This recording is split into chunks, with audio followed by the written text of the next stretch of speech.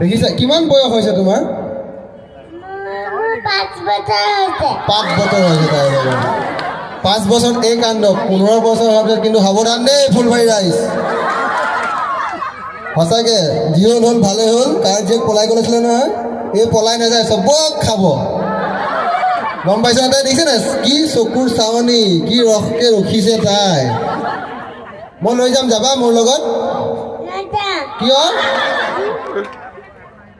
কিয় নোযোৱা? মই এইফালে আছোঁ, এই ক'লাকে ল'ৰাজন দেখিছা? মই এইফালে আছোঁ, মোৰ লগত যাবা? কিয় নোযোৱা?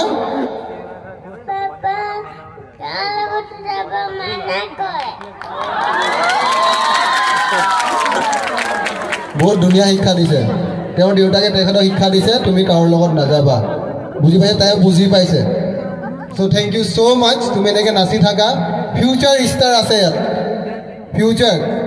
মই নক'ব নাযাওঁ তেখেত ডান্সাৰ বনিব কি বনিব, তেখেত এটা ভাল আৰ্টিষ্ট বনিব এজ এ আৰ্ট, তাইৰ লগত আছে। আৰু এইটো গড গিফ্টেড হয়, গড গিফ্টেড।